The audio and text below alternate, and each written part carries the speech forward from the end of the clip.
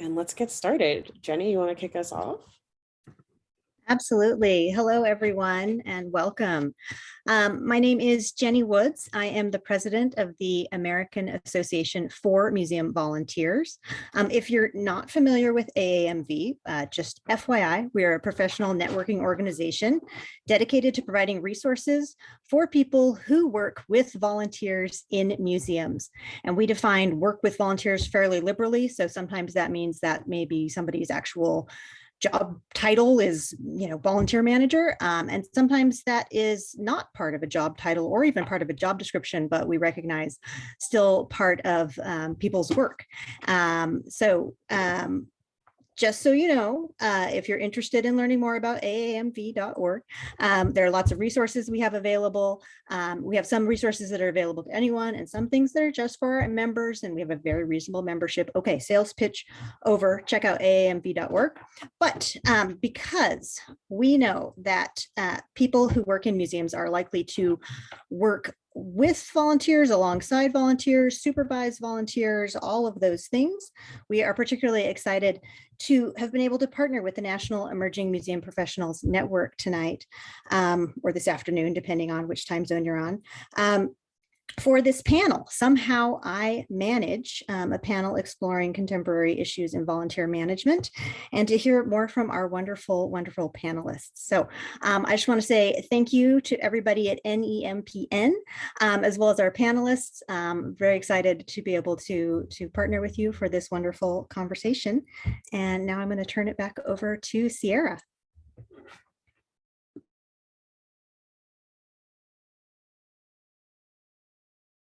Hello, my name is Sierra Van Richtiger, and thank you so much, Jenny, for just kind of kicking us off. I am one of the co-presidents that make up the Sierra's co-presidential leadership team of NEMPN, also known as the National Emerging Museum Professionals Network. We are so honored to be sharing this event today with AAMV and presenting all of these exciting panelists and having one of our very own board members moderate this fantastic conversation that very much needs to be had. I am absolutely pleased to be here tonight with you all. And I just want to take a quick moment to share that NEMPN is in the process of kind of rebranding, reintroducing. So if you have not learned or don't know anything about National Emerging Museum Professionals Network, I will be dropping links in the chat.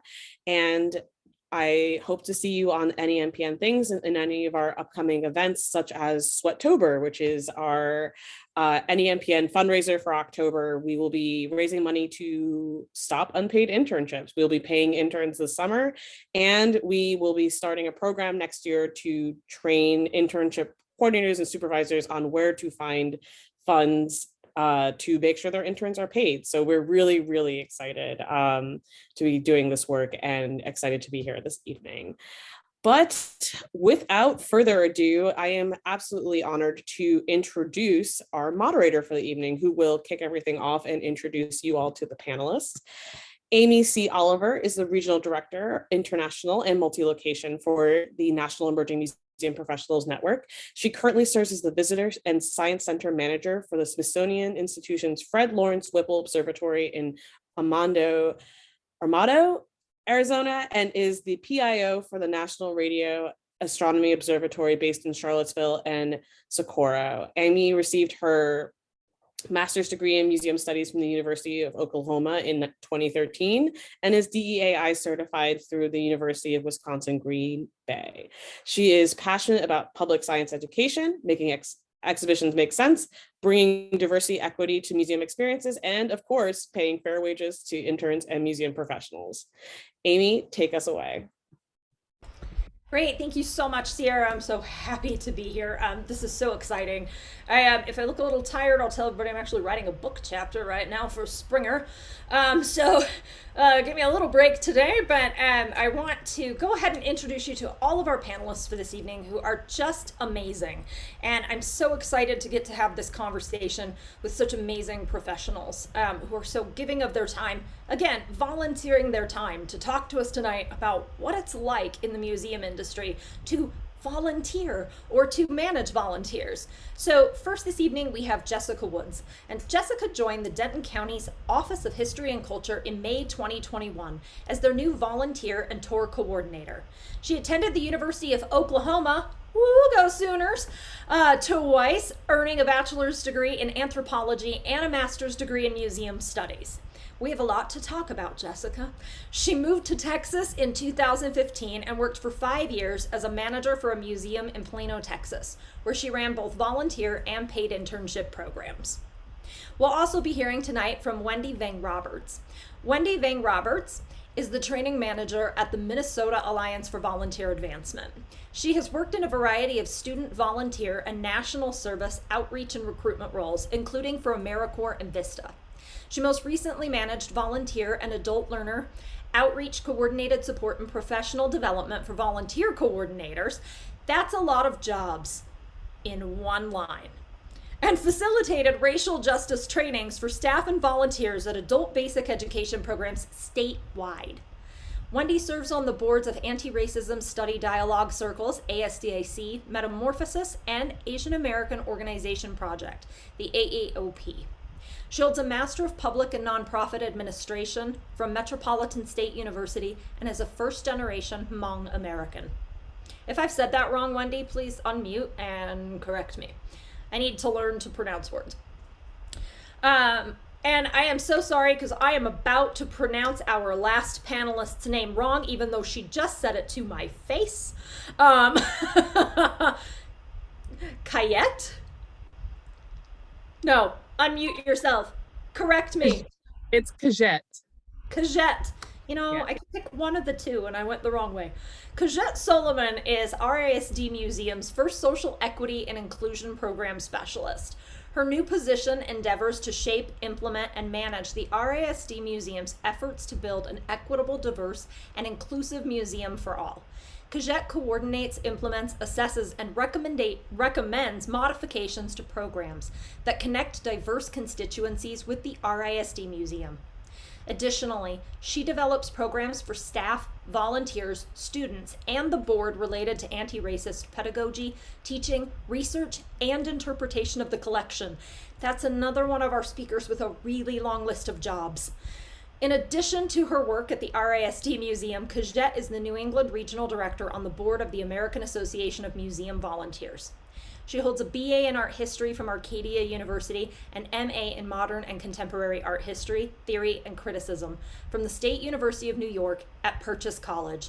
Thank you all so much for joining us this evening. I am really looking forward to talking to you and getting to know all of your experiences. I mean, just all three of you. You already have these long lists of jobs, so it's gonna be a good night. We have a lot to talk about. So let's just get started right away. So before we actually get into all of the questions, I wanted for all of you to just tell us right out the gate, how would you define ethical volunteerism? And I'm going to go backwards, if that's okay. I'm going to actually start with Kajette. Hi, everyone. Thanks so much for joining us tonight. I'm excited to be on the panel as well and to see all these really great faces. So, ethical volunteerism. Honestly, when I think about it, I think about ethics relates to equity for me. So I would say volunteerism needs to actually be voluntary. And recruitment for volunteers needs to be also ethical and equitable. Those go hand in hand for me. And I think that also volunteerism needs to support the mission of an institution. So I think volunteers need to also be in line with the mission of the institution. I am okay with dismissal policies if you're not. So I would say those are the things that come to mind. Definitely equating ethics with equity, and volunteers are voluntary. And if they're not, they should be paid. Period. That's a really great answer. So I think I see Wendy and Jessica both eyeing, like they're ready to add to that. So let's go to Wendy next, and then we'll wrap up this question with Jessica.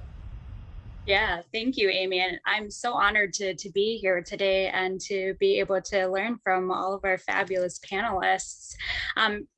There's a lot that goes into ethical volunteerism. If I had to sum it up into one sentence, I'd say ethical volunteerism is making sure that the services you provide is truly meeting the needs of the community you are working with, your clients, and contributes to building more socially just communities. And this begins with collaborating with and listening to the communities you are working with, and including and centering their voices in the decisions you are making at your organization. I really appreciate the slogan, "Nothing about us without us," which is a slogan from the disability rights movement and is also now used by other marginalized groups. So everyone is provided with what they have determined they need to reach their goals. We're working with people and not for them. That is so great, and I can't wait to use that when we segue into our next question after Jessica. What do you think about ethical volunteerism? So I thought on this question a lot, and for me, what I do is very, very focused on the volunteer. I feel like to be ethical, it has to be genuine reciprocity between the volunteer and the organization. So if at any point it becomes a burden on the volunteer or the organization, then it's not ethical.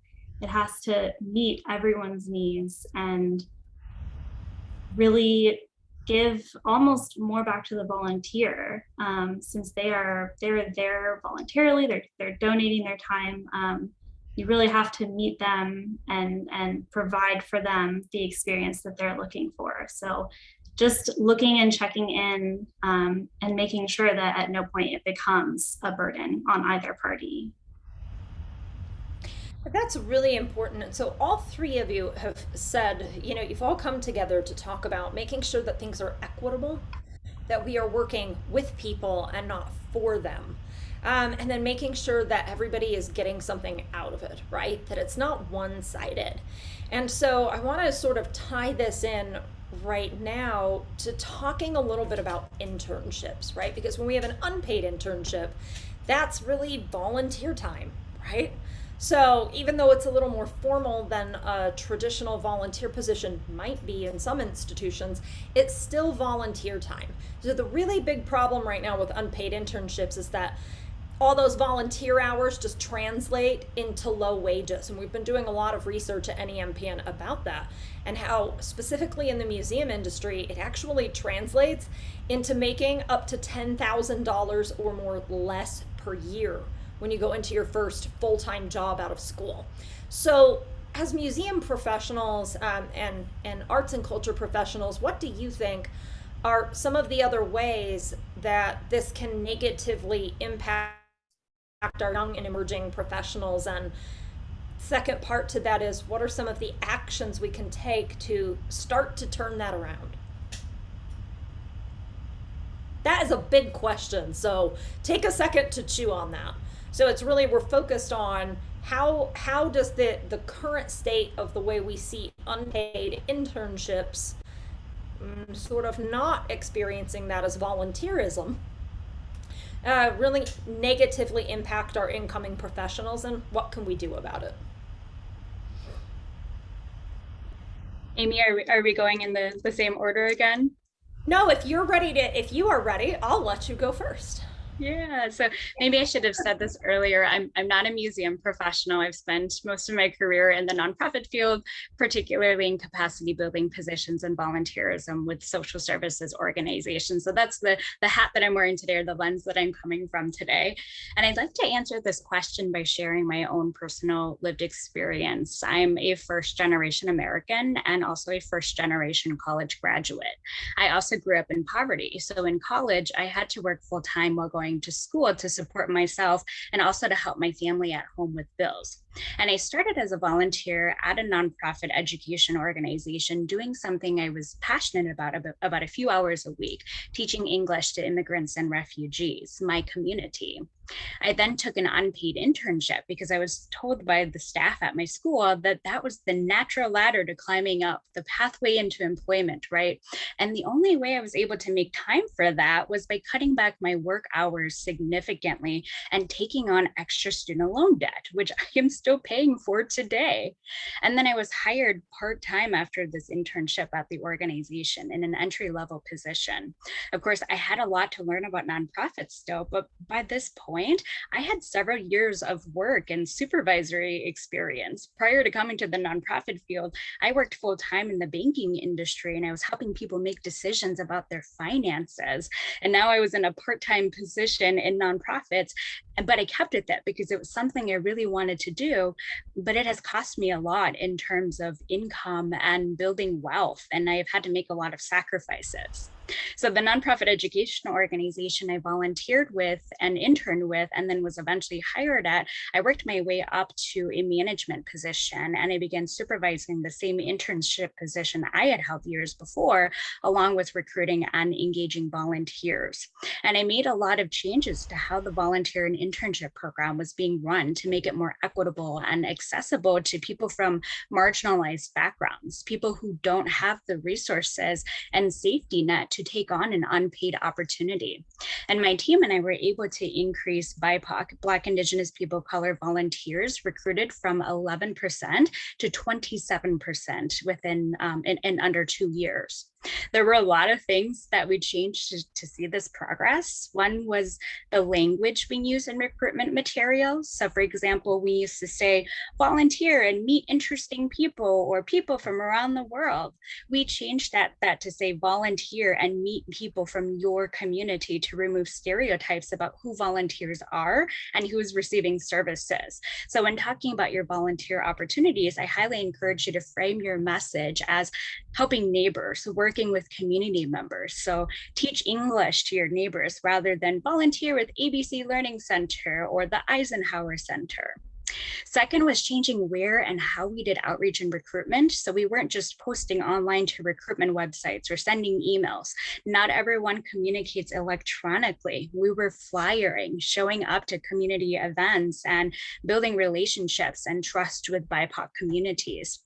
And this took a few years to make this happen. But one thing I continue to advocate for was paid internships, which is when Sierra was talking about paid internships, I got so excited. We know that oftentimes people need internships to gain experience in the field they want to work in, but that requires someone to have the money or safety net to work for free. So internships often leave out BIPOC and other marginalized folks.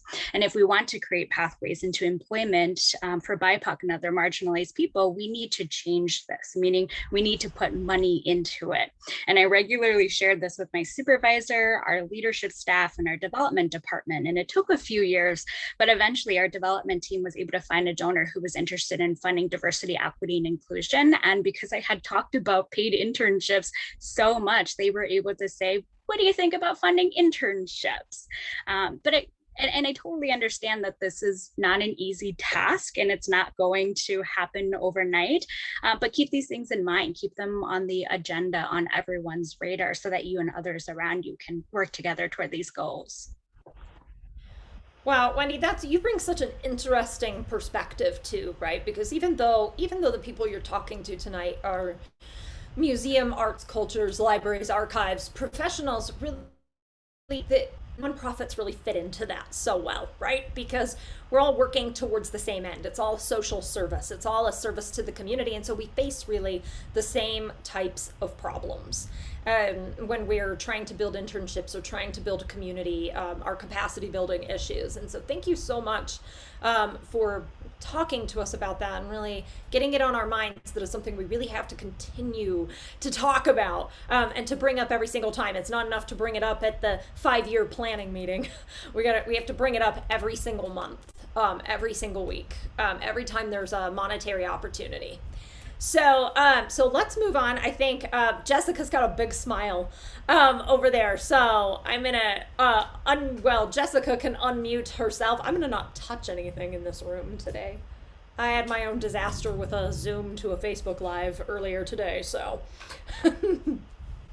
Well, that is a very big question. And Wendy, I mean, it translates everywhere and from nonprofits to museums, everything that you discussed. And it's really just kind of changing that expectation that for people going into museums, they feel like they have to have volunteer work or they have to have an internship, and really being able to communicate, like, if you are a good candidate for this job, I don't necessarily think that you have to have volunteer experience. It's not a requirement, and for so long it has been a requirement. I know it was a requirement for me to get my first paid job in the field.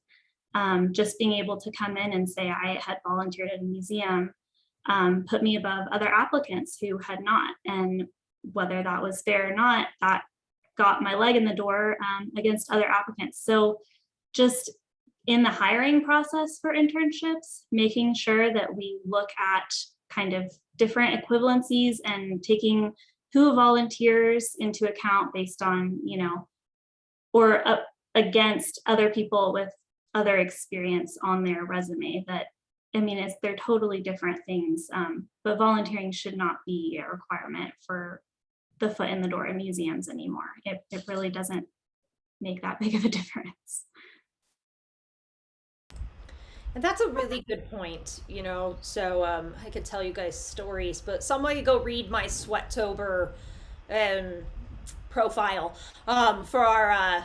I'll say it. Sierra's going to put a link in the chat. You know, I'm going to take this moment to say, please support us during Sweattober to help us raise money to put an end to unpaid internships. And y'all go read my story over there because it's very similar to that, right? Having to have experience to get the lowest paid job on the totem pole. And so that can be really, really difficult.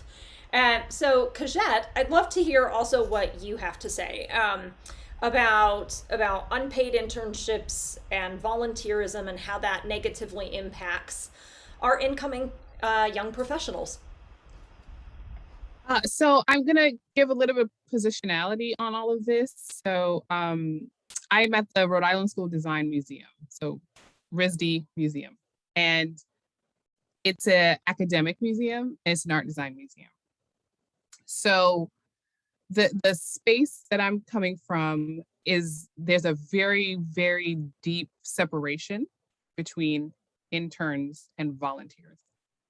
So in my previous position in New York at a fine arts imaging licensing firm, I manage our small internship program. And I think in my career, I've been in the art world, museum field since I was 14 or 15. I went to art design high school as well. Every internship that I've had since I was 15, 16, I've been paid, except for one in grad school. I realized that there is an exploitation of labor with interns and then a conflation of interns with volunteers. And I'm like, that's the thing that needs to stop. And I totally am in support of 100% paid internships all the time, no matter what. I understand funding is the issue. This season that we're in, with a lot of accountability and social justice movements, money is out there. It's just sometimes hard to find or have somebody who's versed in grant writing in your organization or something, or that not being sort of your skill, even though it may be your job to oversee interns and volunteers and such. My suggestion is, I'm going to do what can we do first, the positive first, is to find some free resources for yourself. As if you're the volunteer person, coordinator, management person at your institution, at your organization, you educate yourself on those resources. If you feel like your sphere of influence is maybe small, but you're wanting to be proactive and it doesn't feel ethical to you that interns are not being paid, especially doing certain projects that somebody who's paid should be doing, then try to educate yourself on how to get some money outside of the institution, because your higher ups are going to tell you we don't have the money for that, or it's so normal to not pay interns. Not anymore, I don't think as much, but it's still an issue, right? If your organization is small. So I'm going to say, look for outside sources for money. There's money out there. It's just where to find it. And that's a skill in itself. And I think there's a little bit of education you can maybe take on if you can to find that money. All right. Then I'm going to say internship should be pathways to experience and learning opportunities. So interns should not have experience. The point is to teach them about it. And they should be learning more than you're getting from them as an organization. So some internship programs are a little less formal and such, and some are not. So again, I was, before we started, I was saying, oh my God, I really do work in a very privileged place in terms of funding and support, that even if we hire a student to do something, we have to pay them. Work study students, they get paid whatever the minimum wage is, and there actually are positions at RISD that for students that require their skills so much, they get paid way more than minimum wage, like their shop assistants or something like that. But if we're asking them simply, hey, can you come to the museum and share your work on a Thursday that we're open late to the public, we pay them. So that's the case because we have a lot of money. RISD got a lot of money. But, oh, this is being recorded. Yeah, it's true though, RISD knows. The endowment's crazy, and we just put out press about like $25 million in donations during this season. Crazy. But with that, our museum actually gets a lot of funding for interns from the Mellon Foundation. So that's a thing. I'm gonna put that out there. Mellon, hit them up. They have money. Ford Foundation, they got the money. And I would say it makes it less desirable in the field if you're not getting paid for the work that you're doing in general. For any field, if you're not getting compensated and can support yourself to do the thing. I'm going to end on this particular story that I had I was supposed to have a summer intern this summer. And there was some miscommunication. They were graduating and had to take a full-time job, and thought because the internship was remote that they can like do the work on their own time and still be compensated and such. And I was like, oh no. I felt awful because the student had to support themselves. And the internship was part-time, and it was part-time in a way to be equitable so that you could have a part-time job and still do the internship. And you got, payment throughout the summer and support, and if you need to relocate and all those things. But this person couldn't do it. It wasn't enough. And that sparked something for me that, first of all, as an institution, we need to be really clear on expectations of interns. I would never want to deter someone from the museum field or interning in general because they're like, I won't get paid. But at the RISD Museum, it's paramount that everyone gets paid for their labor. And I think that has a lot to do with the ethos at RISD, is that your skills matter and no one should be taking advantage of your skills. And I must say, I'm grateful that all of my internships led to where I am now. And all of them except for one, and it was graduate school and I had support, but that's not the case for everyone. And I think as institutions, we should be ethical that there should be a separation between volunteers, which at my museum, our volunteers are docents, retired people, older people, they support themselves, they support the institution. But people trying to get into the field, students, young folks, they should not be coming with experience. We should be providing the experience for them. And I think that's going to help us actually have people come into the field or say, oh, I tried it. No, thank you. Thank you so much. I thought that was actually really, really wonderful. And I kind of want to point out to everyone who's here tonight that a lot of times there are actually foundations in your local community and you don't even know that they're there. So, if you go out, you might have to think of, car dealerships. Think of someone who owns a lot of things in your community. If they have their name on a movie theater, go Google them and find out if they have a foundation, because it actually happens.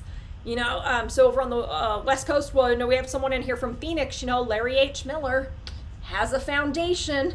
So Larry H. Miller has passed, but his family carries on that foundation, and they do support the arts and education in the Phoenix area. So anywhere that you see the Larry H. Miller name, you qualify to write a grant. So for nearly anything. So make sure that you're looking in your local community. So Sierra, I have a question for you. We actually have a question in the chat. Couple of them actually, and I want to know if it's okay for us to take them during the conversation or if you want me to hold on until the end. Whatever you like, your choice. Okay. Well, you guys, hang on. Glasses. All right. Hang on. Here we go. All right. So you guys are watching me be old. All right. So, all right. So we've got this really good question from actually one of our board members at NEMPN. So Laura Santoyo has asked, the university I work for has a policy where they won't let us pay interns if they are getting course credit, which obviously I have a problem with. Me too, hand up. I have been able to find some workarounds, designating them as student workers so they get paid grants, but do any of you have any advice for convincing administration to change these types of policies besides giving them data and facts, of course, which has not worked?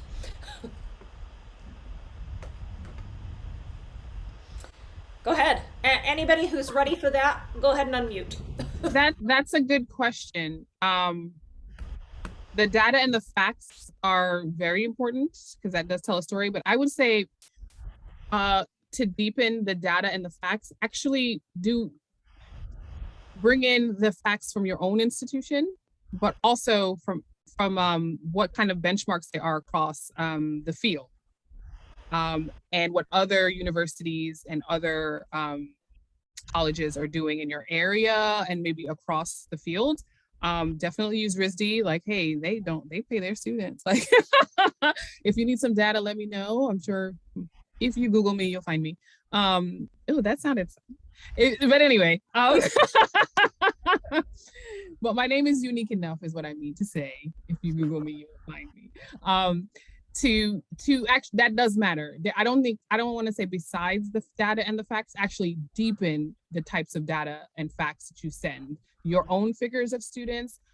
You can do anecdotal things like, oh, over the past couple of years, we've heard that students need this type of financial support to stay, interested in this field, to find out what they want to do or not do. Think about how it aligns with maybe the mission. Think about it as it's paid educational experience, like all those types of things. Actually, I would say jump head first and real deep into the data and the facts and all the comparative measures as well. And I think that's really, really important. And the anecdotal stuff helps. Storytelling helps you get some money too. So yeah, if you want to talk to some students and if, in a way that makes sense for your institution, maybe some past interns and student workers. I love your workaround. Unfortunately, sometimes we have to do that. But I'm all for like really actually the data and the facts. Actually, that's the thing that's going to change some minds, especially higher up where it makes sense financially. And then the data and the facts that also maybe help you get some outside money. Great. Thank you so much, Kajette. And what we're actually going to do is, because of me, we have sidled off into another topic land. So I'm going to go ahead and bring us back to tonight's topic, which is about, obviously, volunteers, volunteerism, and managing volunteers. So, so my next question for the group, and I'm actually going to start with Jessica this time. So Jessica, be chewing on this. What are some of the common misconceptions that young and emerging professionals have about volunteers and managing, about volunteering and managing volunteers? So that's one of those things I feel like I would know because I am newer into the field. I've only been primarily managing volunteers for maybe the past 2 or 3 years. And I think a lot of it is just some people will come in and expect that it's a boss employee relationship. And so they kind of mirror previous relationships like that they've had in their own prior workplaces. So it's an entirely different relationship, where they can leave at any point. They don't have to be there. There are thousands of other organizations that they can volunteer for. So knowing to come in and that the relationship is going to be different. It's more of you're an advocate, you're a partner, helping them work towards their goals, that their success is your success. It's just kind of changing that traditional kind of I'm the boss mindset and really seeing it as more of a team, and that you are kind of not the parent of the team, but you are kind of who they're going to look for.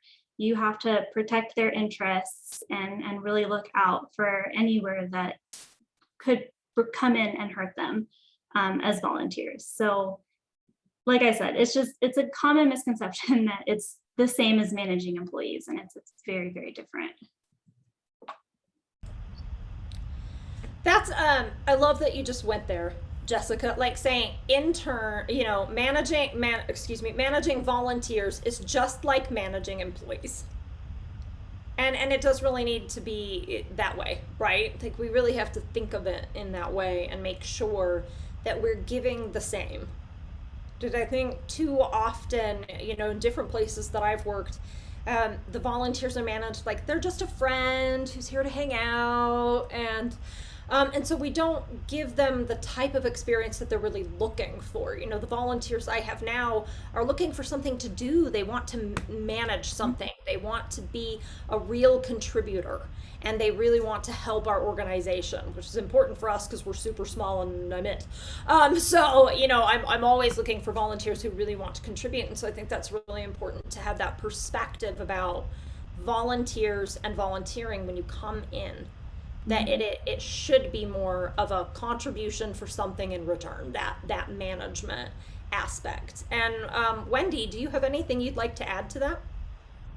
I'd be happy to. There are a lot of misconceptions out there about volunteering and managing volunteers, no matter if you're young or if you're a seasoned professional. I'm a training manager. My job is to train others on volunteerism, but I am still learning, unlearning, and relearning every day.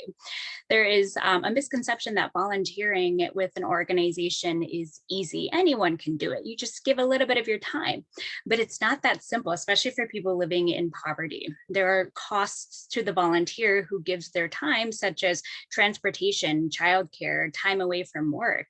This makes formal volunteerism more challenging. There are things that we as volunteer engagement leaders can do to make volunteering easier, like consider providing childcare for volunteers, covering the cost of transportation to and from your site, providing food or a meal, especially if your volunteer opportunities are happening over common meal times, and items like gift cards or tickets for outings.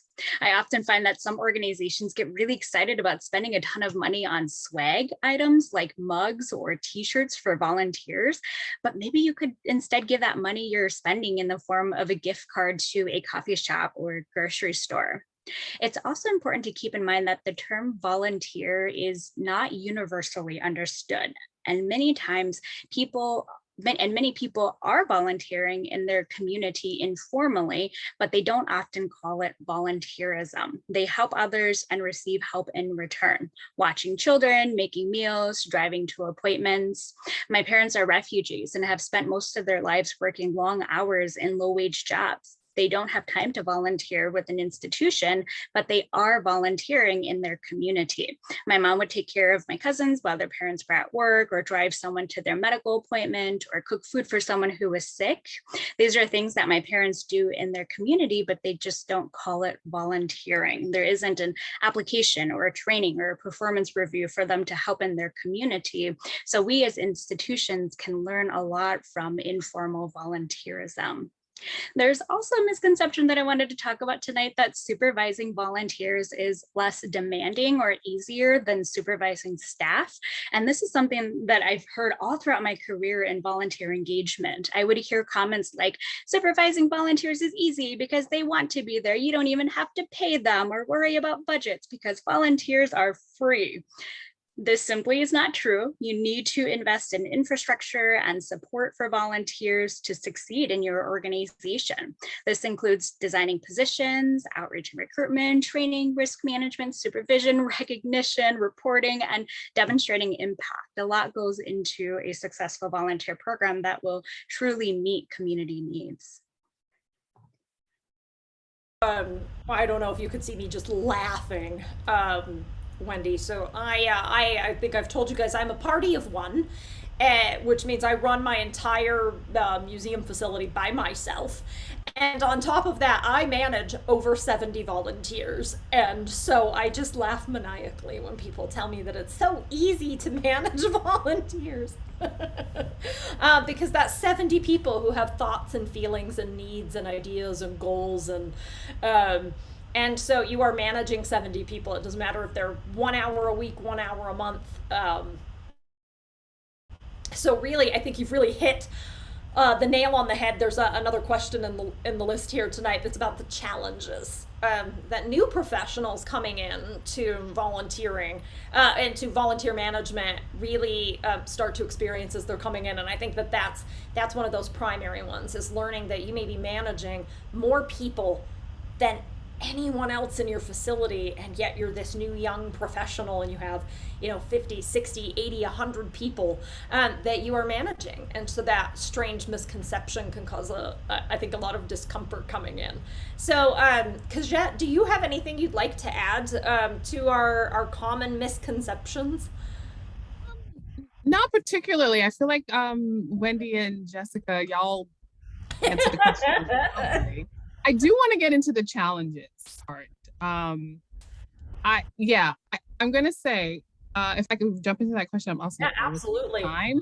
So let me tell everyone what it is. Please. So there are, everyone here tonight, there are limited time. There's a limited time for the management of volunteers, the limited time for nurturing volunteers, like Jessica and Wendy have both pointed out. And so we're also thinking about those other challenges that really hit someone when they first come into this type of job, or even after you've been there a really long time. I've been doing this a long time. I still get surprised. So Kajette, oh my gosh, Coke. I need caffeine. Kajette is going to kick us off and talk to us a little bit about the challenges. You're gonna. Yeah, no worries. Forgive me. I've only said your name 25 times tonight. That's okay. Trust me, it's totally fine. I used to be way more anal about my name when I was much, much younger. I'm 37. I moved on. It's fine.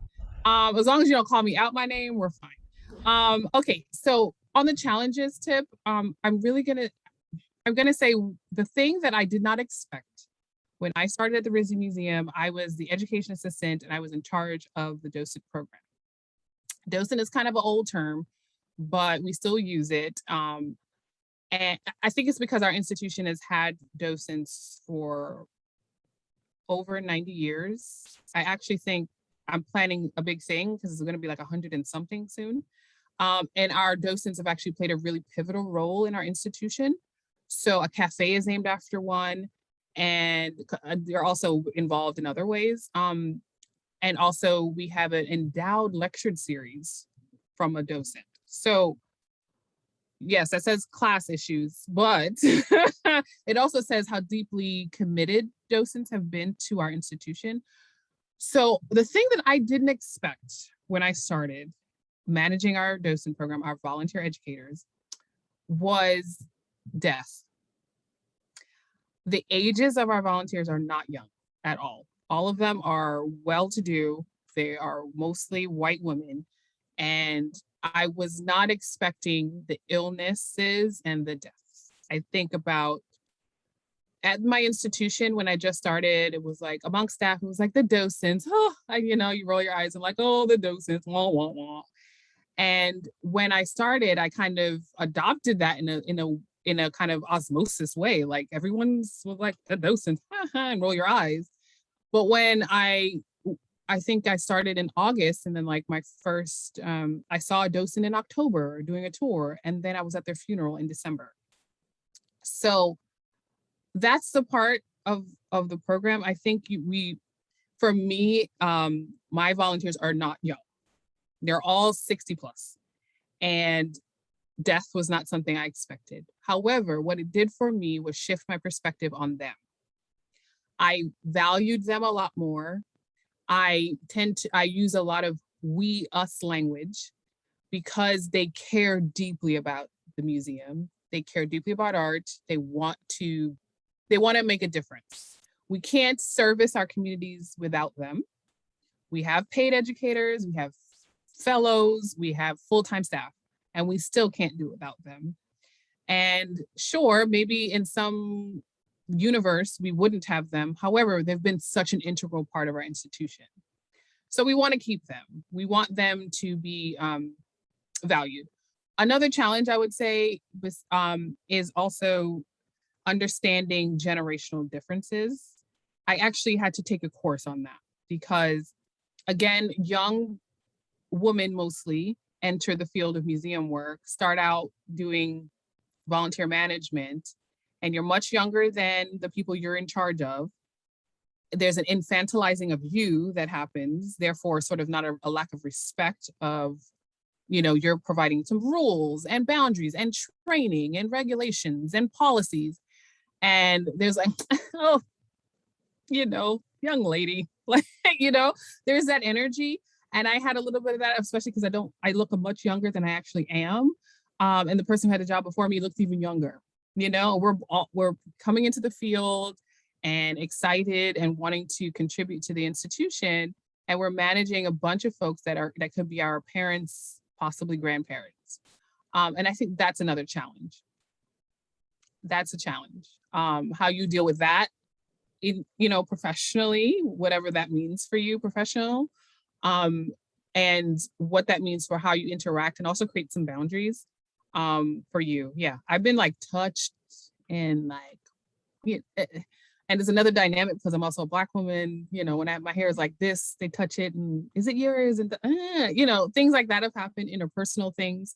And I think those are some challenges that I'm like, oh, okay, I wasn't expecting that. And for me, those are things that shifted actually how I now manage them. I still train the volunteers and kind of keeping them engaged throughout lockdown and COVID and all of that. Like, it's hard, and that's a challenge. So, yeah.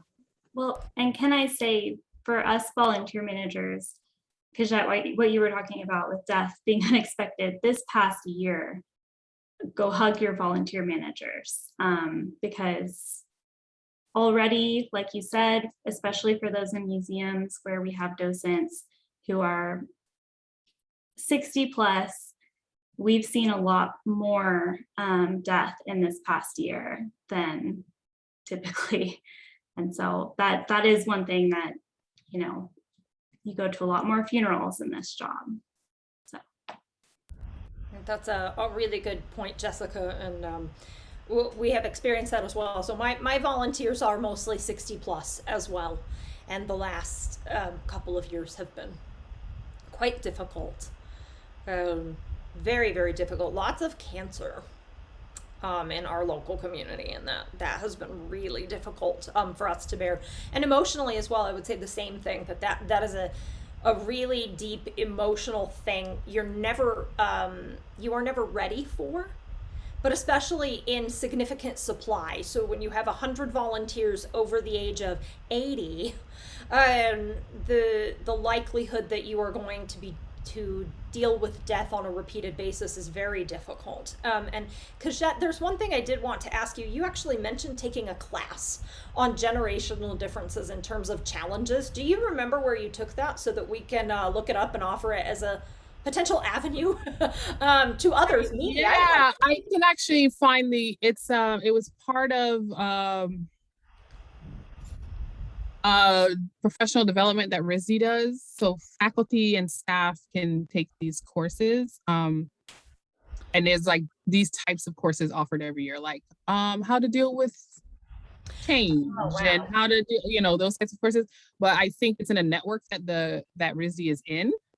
However, I do know the company that provides it. So I will follow up with you on that. Great. Yeah, I just think so. We know that it's out there. I think that that's something, I've actually never heard of that. And that's amazing. LinkedIn Learning also has some stuff, I think. Some courses. Yeah. Wow, thank you so much. And Wendy, I don't mean to skip over you, but we are actually, I think eight minutes, Sierra? Yes. I was like, what? Where?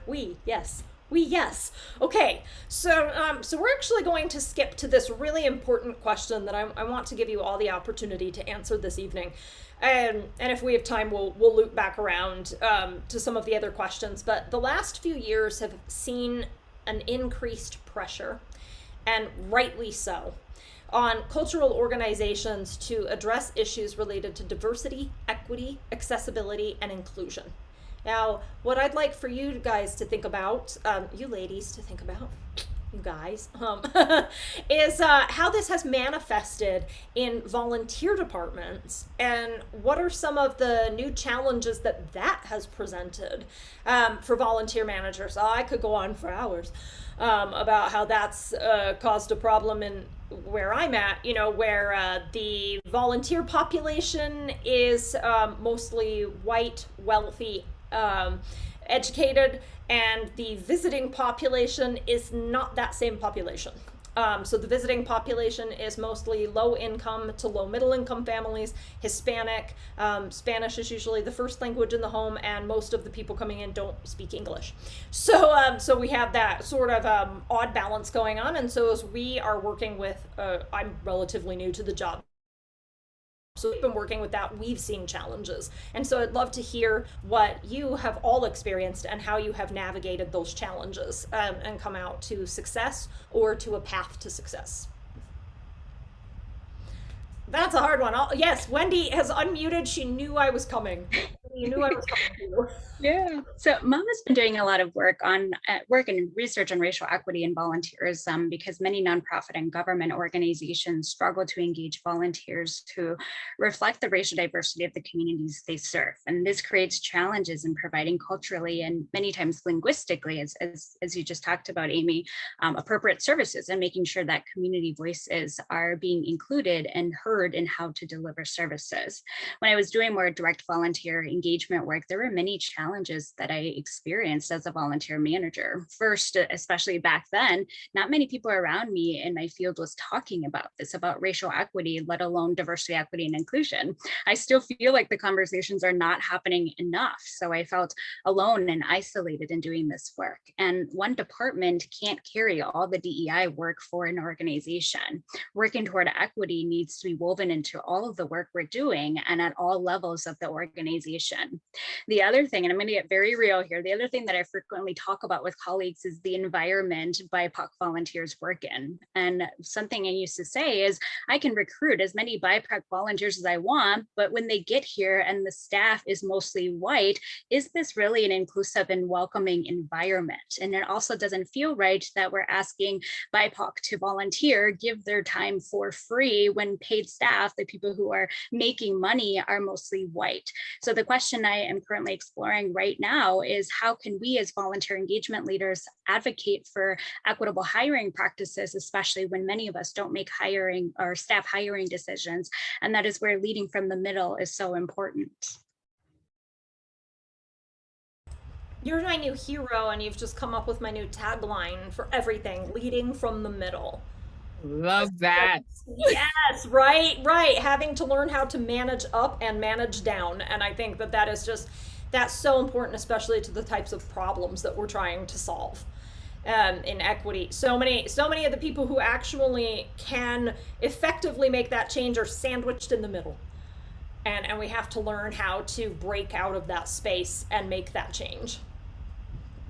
Agreed. If I could just jump in real quick and say, but Wendy, wow, we need to be friends offline. But I'm so impressed.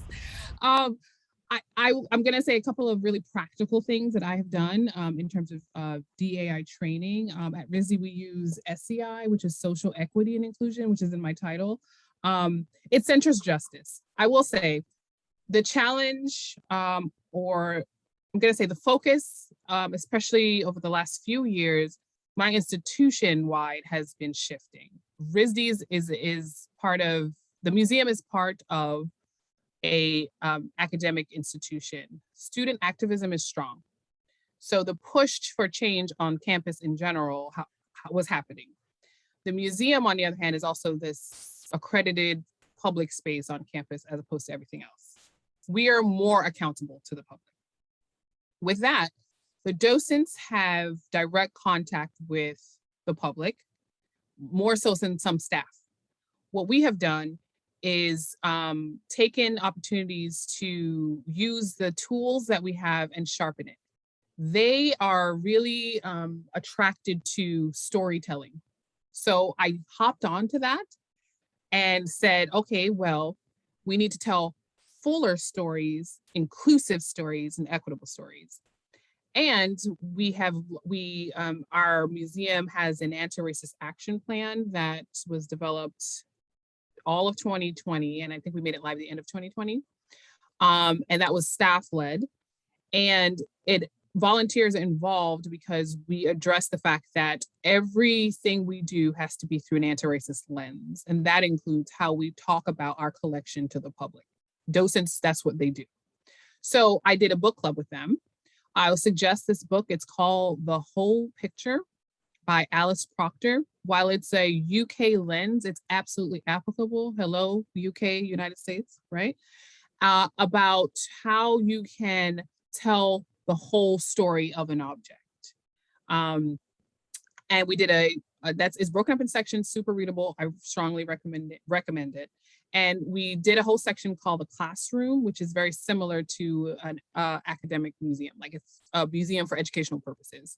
And they delved into that, and then we use examples from our collection. These are some like really nitty gritty tips on how you can engage in this. It's like use the tools that you already use to train and layer it and imbue it with DEI principles, right? So we did that. Then I said, okay, well, we're going to practice. They questioned, how do I talk about race? Okay, I found somebody. Let's have a workshop on how to talk to kids about race.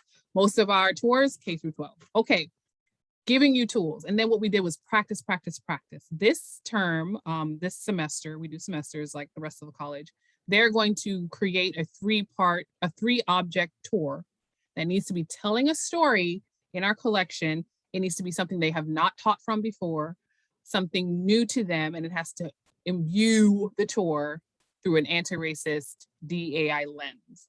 That is their project. It'll feed into the possibility of doing drop-in tours in the spring.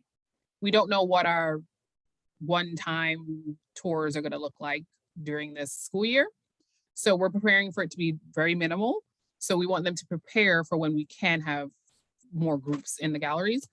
And those are the things that we've been doing, like those two things. A book club, they love to read and tell stories. They're part of book clubs on their own. So I said, well, then let's do one. Let's read this book. Let's challenge ourselves in terms of terminology, inclusive language, providing them much resources, and also charging them to do the internal work necessary for you to actually believe that stories of underrepresented, and I'm going to say historically excluded voices from especially art museums need to be included in how you talk about our collection, because these things are on view. They're in our collection. Our entire institution is moving towards this, has been for years. And all of our recent acquisitions, I think, was like 85% BIPOC and queer and all of that. And I'm like, wow. And they're all on view. So we didn't buy them and put them in storage or on view. So you need to teach from it. And it's weeded out some people, and that's okay. If you don't want to get on the train, we're going to leave you on the platform because this is the direction we're going. And I think that leading from the middle, I love, because sure, I can like dismiss folks. We have a dismissal policy that I have to advocate for. We didn't have one for years. So folks was just going willy-nilly. We're not having that. So I'm going to end to say, Use the tools that you already have and imbue them with this anti-racist, DEI, social justice lens. If that is indeed the direction you want to go in, even if your institution isn't there yet, pepper it in to all of the stuff you're already doing. That is so amazing. I love that so much. I think what's important about that, so the last thing you said was, even if the institution isn't there yet, you can use the volunteer program when you are a volunteer manager to help facilitate that transition for the organization. If you get the entire volunteer corps there, and the volunteer program, which is one of the most public facing components, gets there, the institution will follow. And well, maybe slowly, but they will eventually get there. So I think that that's really important. One of the very first things I did was I said, hey, I'm going to use this tiny little budget that I have. And I sent an email out to all of my volunteers and I said, who wants to learn Spanish? I'm paying for it. And that was one of the first things I did with the organization. No one has ever thought that, because no one there but me was from the United States. So they all spoke a different language, but none of them were from somewhere that speaks Spanish. And so it hadn't been a thought, right? They always thought we're a multinational organization already.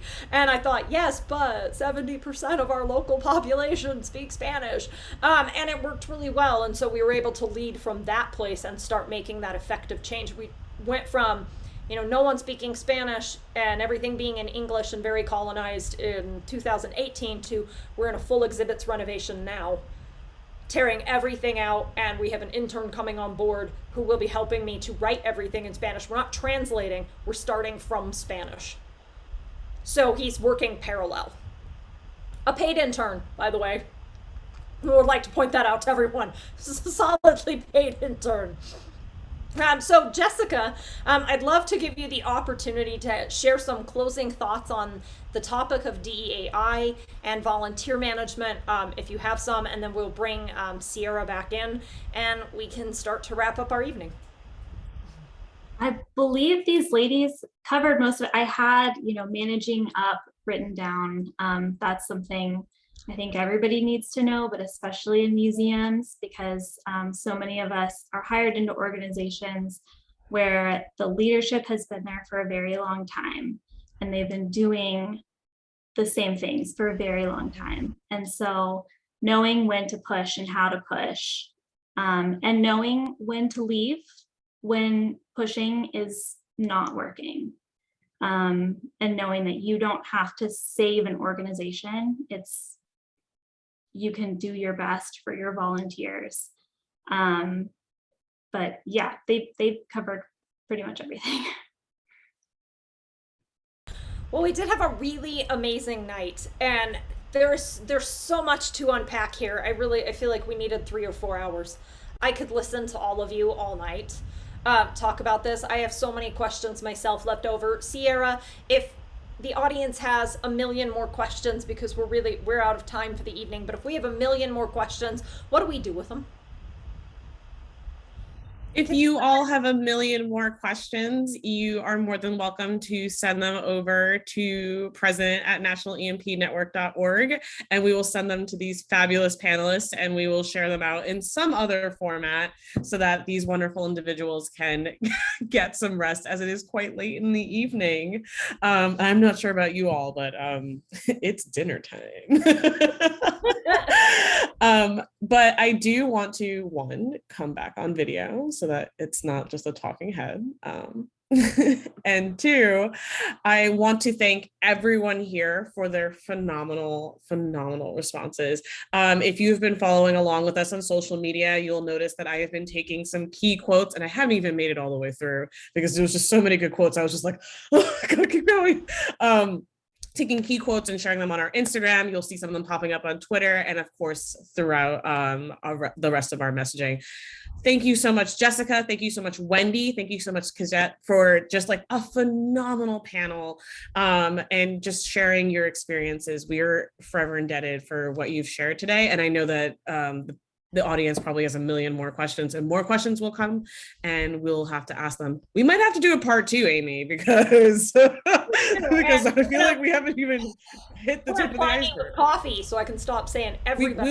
We will make sure everyone has coffee for part 2. I know, it's like drone that. Now that the desert apparently has delivery for things, drone that coffee over here, mainline it. We will figure out how to make sure everyone has coffee, water, whatever they need to get this to get our next round done if we decide to move forward with a part 2. Thank you all so much for your contributions and for sharing tonight. Jenny, do you want to come up and say anything on behalf of AAMV?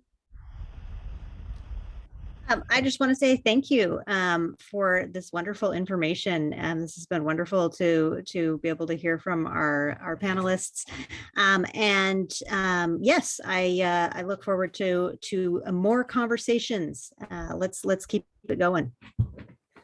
I feel that. And I am grateful for everyone who was here in attendance today. And of course, this presentation will be available as a recording to AAMV members, as well as posted on NEMPN's YouTube. So you will definitely be able to have access. And if you want to share it with your friends, with your family, with other people who need to know and understand the gospel of volunteer management and what it's like to volunteer in a museum, please do share it when it does come out. Thank you all so much. Have a wonderful evening. Thank you. Bye.